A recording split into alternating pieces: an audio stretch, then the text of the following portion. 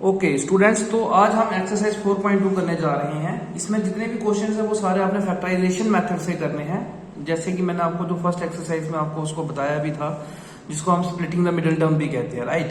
तो अब हम इन इक्वेशंस को सॉल्व करेंगे by the method of factorization, हम उसको स्प्लिटिंग द मिडिल टर्म भी कहते हैं, ठीक है। तो जैसे अगर आप फर्स्ट क्वेश्चन देख रहे हो, आपको आपकी स्क्रीन पे दिख रहा होगा, आपको फर्स्ट क्वेश्चन दिया है X square minus 3x minus 10 is equal to 0।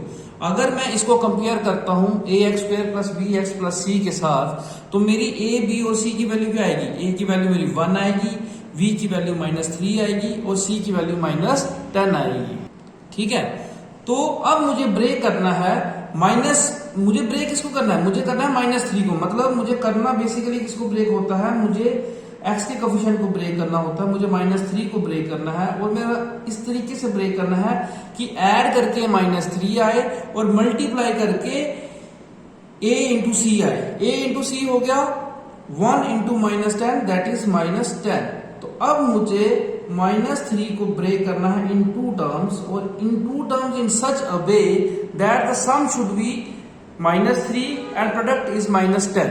अब देखो, जिनको तो आता है तो बहुत अच्छी बात है, जिनको नहीं आता उसको ध्यान से देखिए। आपको पता है कि मल्टीप्लाई करके प्रोडक्ट क्या आ रहा है? माइनस आ रहा है। अगर प्रोडक्ट आपका माइनस आ रहा है तो इसका मतलब ये होगा कि एक टर्म प्लस की होगी और एक टर्म माइनस की होगी। अब ब्रेक करने वाली टर्म अगर आपकी माइनस है तो ऑब्वियसली वो टर्म बड़ी टर्म क्या होगी? माइनस की होगी, है ना। अब मैं कैसे लेता हूं? मैं -4 और 1 लेता हूं, ठीक है। मैं -4 और 1 लेता हूं, -4 और 1 लेता हूं, ठीक है। -4 प्लस 1 इज इक्वल टू -3, ठीक है। सम हमारा -3 आ गया। लेकिन अगर मैं -4 को 1 से मल्टीप्लाई करूंगा तो -4 आएगा। लेकिन मुझे यहां पे चाहिए क्या था? मुझे यहां पे चाहिए था मुझे यहां पे क्या चाहिए था? मुझे यहां पे चाहिए था 10, है ना। तो इसका मतलब है ये जो मेरा कंसीडरेशन है, ये हमारी कंसीडरेशन गलत होगी, ठीक है बच्चे। अब इससे अगले वाली टर्म लेता हूं मैं, -5 और 2।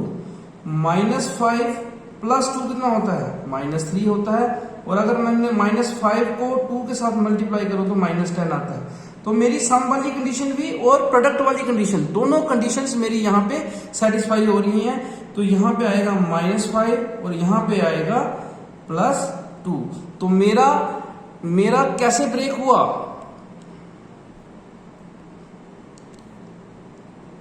ओके, तो अब मैं इसको लिखूंगा कैसे? X square -3x -10 is equal to 0। इस इक्वेशन को मैंने स्प्लिट करके लिखा कैसे? X square -5x plus 2x -10 is equal to 0। मैंने इसको ब्रेक कर लिया कैसे? फर्स्ट टू टर्म्स ले ली, यहां से x कॉमन आ जाएगा तो x -5, यहाँ पे 2 कॉमन आ जाएगा तो x -5। मैंने पहले भी बोला था कि ये दोनों फैक्टर्स क्या होने चाहिए? आपके सेम होने चाहिए। सेम हो गए तो मैं कैसे निकालूंगा?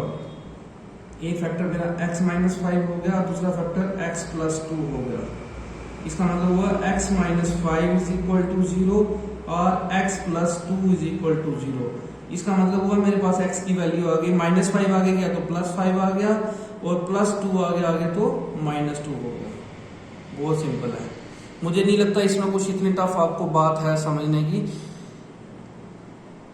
देखिए हमने क्या किया, हमने क्या करना होता है? हमने बी को ब्रेक करना होता है इन सच अ वे कि आपका सम जो है वो यही आए और प्रोडक्ट क्या आए? प्रोडक्ट हमारा a इंटू सी आए। तो मैंने -3 को ब्रेक किया एज -5 + 2। देखिए ये आपको ही स्प्लिट करना है, इसमें आपका ही दिमाग लगेगा, क्योंकि बोर्ड में आपको कैसे भी क्वेश्चन आ सकता है ना बच्चे। तो आपने इसको अपने तरीके से अपना माइंड लगा के, जैसे 3 का गैप है तो हम कौन सी टर्म्स लेंगे, ये आप जब आप क्वेश्चन निकालोगे 50-100 क्वेश्चन जब आप निकाल लोगे, ये ऑटोमेटिकली आपकी स्प्लिटिंग होना आपसे स्टार्ट हो जाएगी। Math comes only with the practice, I am repeating again and again. तो आपने प्रैक्टिस करनी है मैथ की बहुत ज्यादा, ठीक है। तो मैंने ये ब्रेक किया -3 को -5 + 2 में, तो -5 + 2 मेरा -3 होता है, और अगर मैं -5 को 2 से मल्टीप्लाई करूं तो -10 होता है। तो इस तरीके से मेरे पास x की वैल्यूज आ गई। सेकंड पार्ट आप सेम लिखोगे बच्चे, compare it with general form of ax square plus bx plus c is equal to 0। abc की वैल्यूज आ जाएगी, वो मैं लिख नहीं रहा हूं। मुझे 1 को ब्रेक करना है और a इंटू सी हो गया -6 इंटू 2 -12 आना चाहिए। तो 2 का गैप होना चाहिए।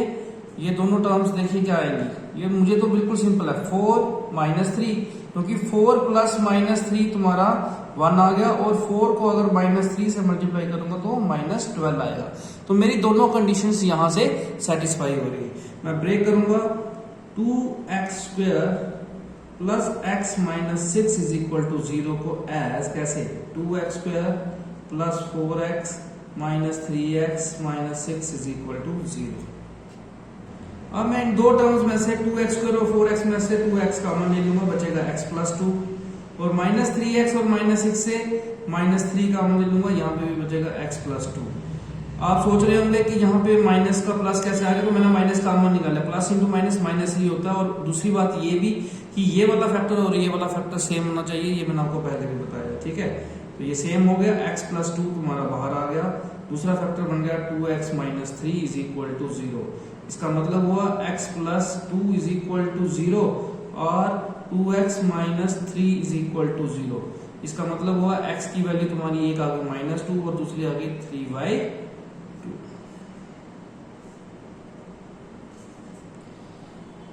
Is it clear to everyone? Third part थोड़ा सा डिफरेंट है बाकियों से, क्योंकि इसमें अंडर रूट आ रहा है आसान है, डरना नहीं है कभी भी अंडर रूट देख के, तो कोई भी देख के कुछ देख के डरना नहीं है, ठीक है इजी है, बस थोड़ा सा इसमें दिमाग लगेगा, ठीक है। तो आप क्या करोगे, आप पहले तो वही लिखोगे, compare it with general form, वो पूरा ही लिखोगे आप इसमें, ठीक है। तो आपकी यहाँ पे a की वैल्यू √2 आ जाएगी, v की वैल्यू आपके पास 7 आ जाएगी, और c की वैल्यू आपके पास 5√2 आ जाएगी। तो मुझे अब b को ब्रेक करना है। b हमारा है क्या, b हमारा है 7, मुझे 7 को ब्रेक करना है, और a इंटू सी आना चाहिए। 5√2 इंटू √2 इंटू √2 क्या होता है, देखिए 5√2 into √2 is equal to √2 into √2 हो गया √2 का स्क्वायर से रूट कैंसिल हो गया तो बचा 2, 5 इंटू 2 क्या हो गया 10। तो मुझे 7 को ब्रेक करना है इस तरीके से कि ऐड करके 7 आए और मल्टीप्लाई करके 10 आए। तो ये बहुत आसान है, 5 और 2 है ना, 5 + 2 7, और 5 को 2 से मल्टीप्लाई कर दो तो अगेन 10। तो मेरी दोनों कंडीशन सेटिस्फाई हो रही हैं। इस इक्वेशन को मैं सेपरेट करूंगा, √2x² plus 5x plus 2x plus 5√2 is equal to 0। अब अगर आप पहली दो टर्म्स देखोगे तो इसमें कुछ कॉमन नहीं है, सिर्फ x कॉमन है, तो क्या बचा √2x प्लस 5 प्लस, देखिए यहां पे भी कुछ कॉमन नहीं है, लेकिन अगर मैं यहां से 1 कॉमन लेता हूं तो यहां पे क्या आएगा 2x आएगा, है ना, और यहां पे क्या आएगा 5√2 आएगा। तो ये पॉसिबल नहीं है ना, पॉसिबल क्यों नहीं है, क्योंकि यहां पे √2x प्लस 5 है। बट अब ध्यान से देखिए इस चीज को, क्या मैं 2 को ऐसे लिख सकता हूं, √2 का स्क्वायर लिख सकता हूं ना बच्चे, ठीक है। मैंने 2x को लिखा है √2x, ठीक है, और दूसरी टर्म क्या थी 5√2, तो यहां हो गया 5 इंटू √2, कॉमन क्या है दोनों में √2, तो मैंने √2 कॉमन निकाल लिया, बचा क्या, यहां पे बचा √2x और यहां पे बचा 5। अब देखिए मेरे दोनों फैक्टर्स यहां पे सेम आ गए, ठीक है। तो मेरा एक फैक्टर बन गया √2x प्लस 5, और मेरा दूसरा फैक्टर बन गया x plus √2 is equal to 0। इसका मतलब हो गया इधर √2x plus 5 is equal to 0 और x plus √2 is equal to 0। तो मेरे x की वैल्यू आ गई -5/√2 और दूसरी वैल्यू आ गई -√2। तो इस तरीके से हमारा ये क्वेश्चन भी निकल गया। Is it clear to everyone? Fourth part है आपका 2x² - x plus 1/8 is equal to 0। तो सबसे पहले मैं क्या करूंगा, इस पूरी इक्वेशन का एलसीएम लूंगा 8, ठीक है। तो ये इक्वेशन बनेगी तुम्हारी 8 into 2 16x² minus 8x plus 1 is equal to 0। ये समझ आ गया सबको? ये 8 यहाँ पे ट्रांसपोज हो गया, 0 के साथ मल्टीप्लाई हुआ तो 0 हो गया। तो इक्वेशन बनी आपकी 16x² minus 8x plus 1 is equal to 0। अब इस इक्वेशन को हम कंपेयर करेंगे, जब कंपेयर करेंगे विद जनरल फॉर्म ऑफ, वो लिखेंगे आप पूरा, तो a तुम्हारा बना 16, b तुम्हारा बना -8 और c तुम्हारा बना 1। तो मुझे -8 को ब्रेक करना है in such a way that sum should come 16, sum should come -8 and product should come 16, है ना। सिंपल है, -4 ले लेंगे, -4 प्लस माइनस हो गया, -4 हो गया -8, -4 को -4 के साथ मल्टीप्लाई करो तो हो गया 16। तो मेरी दोनों कंडीशंस यहाँ पे सेटिस्फाई होगी, -4 भी और -4 भी। तो अब इक्वेशन को मैं लिखूंगा कैसे, इक्वेशन को लिखूंगा 16x² -4x 4x plus 1 is equal to 0। पहली दो टर्म्स ले लूंगा 16x² -4x, तो यहाँ से 4x कॉमन आ जाएगा, बचेगा 4x -1, और इन दोनों में से कुछ कॉमन नहीं है तो -1 ले लूंगा, 4x -1 इज इक्वल टू 0। तो देखिए एक फैक्टर मेरा बन गया 4x -1 और मेरा दूसरा फैक्टर भी सेम ही बन गया 4x -1। इसका मतलब हो गया 4x -1 इज इक्वल टू 0 और 4x -1 इज इक्वल टू 0। इसका मतलब ये हो गया कि x की वैल्यू, दोनों वैल्यूज आपकी यहाँ पे सेम आ गई, 1/4 and 1/4। It is clear to all. ये इसका लास्ट पार्ट है, तो ये सेम वैसे ही करना जैसे आपने पहले किए हैं, तो ये आप खुद करोगे, ठीक है। तो ये बहुत आसान है, ये मैंने निकाल दिया है आपको, सेम वही स्टेप्स फॉलो करने हैं, आप इसको कर लेना, ठीक है। अब क्वेश्चन नंबर 2 है, आपकी बुक में जो एग्जांपल फर्स्ट दी हुई है उसके 2 स्टेटमेंट्स दिए हुए हैं, तो वो बोल रहा है कि उन स्टेटमेंट्स को यहाँ पे सॉल्व करें, ठीक है। तो स्टेटमेंट जो फर्स्ट है उसको देखिए पहले। John and Jeevanti together have 45 marbles.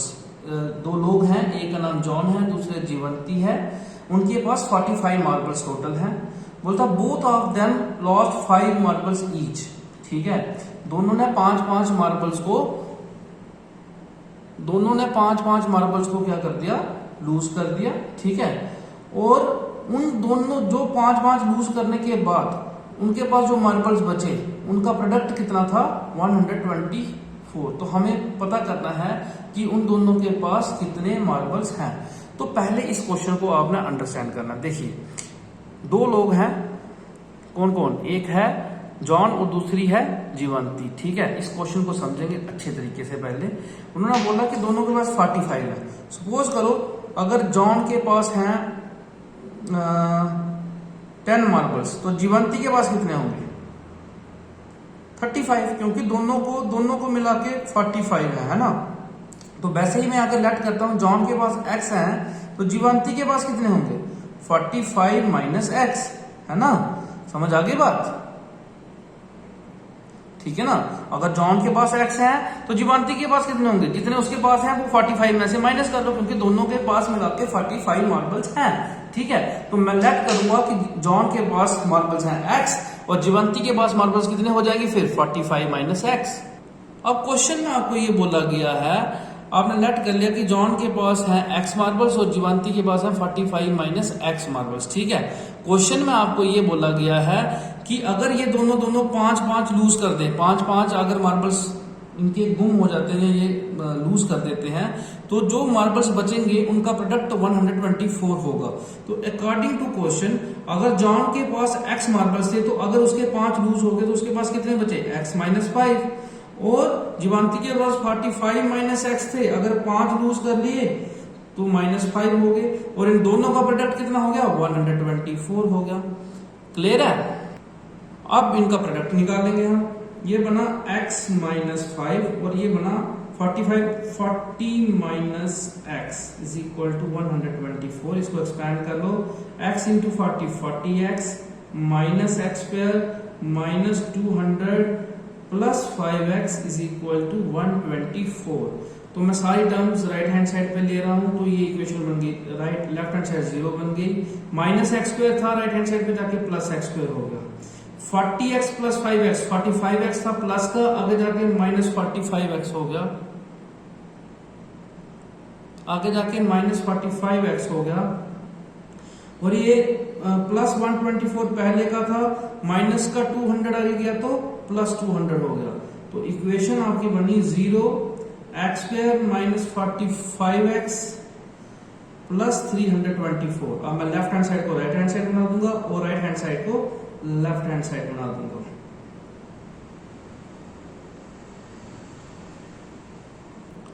अब मुझे -45 को ब्रेक करना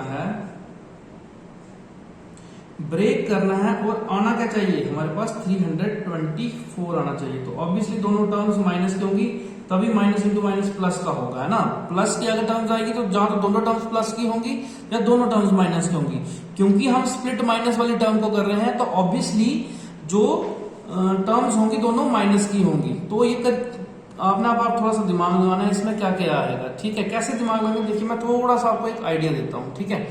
मैं क्या करता हूँ 45 मैं अगर -35 और -10 लेता हूँ, टर्म्स में वही लूंगा जो एड अप करके -45 बनाएगा। लेकिन अगर मैं -35 को -10 के साथ मल्टीप्लाई करूँ तो +350 हो जाता है। थोड़ा सा ये बड़ा हो गया 324 से, तो इसके आसपास ही कहीं वैल्यू है। तो मैं ये वैल्यू छोड़ के अब अगली वैल्यू पे जा रहा हूं। मैं -36 और -9 ले रहा हूं ऐड करके, तो ऑब्वियसली ये -45 आएगा। लेकिन अगर मैं -36 को -9 से मल्टीप्लाई करूं तो क्या आता है 324। तो इसका मतलब है मैं -45 को ब्रेक करूंगा एज -39 और एज -9। क्लियर है ये सबको? मैंने इसको स्प्लिट किया, x² -36x -9x plus 324 is equal to 0।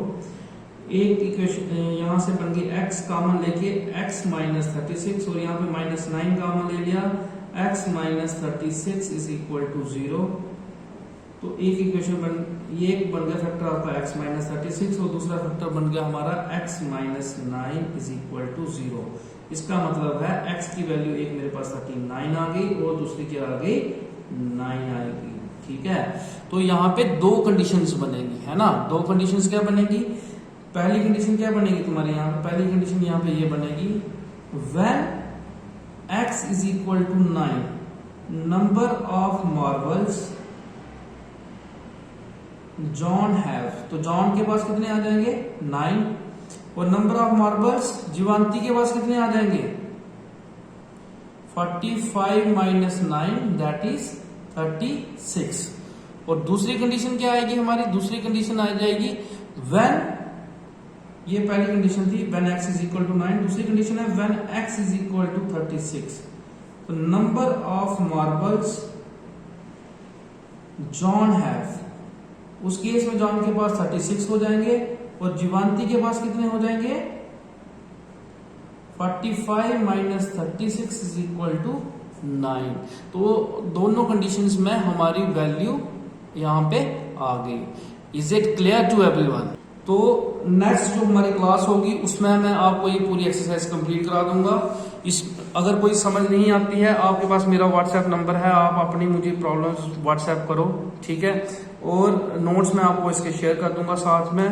तो बाकी नेक्स्ट क्लास में मैं आपको इसका बाकी जो क्वेश्चंस रहते हैं वो कराऊंगा, ठीक है बच्चे।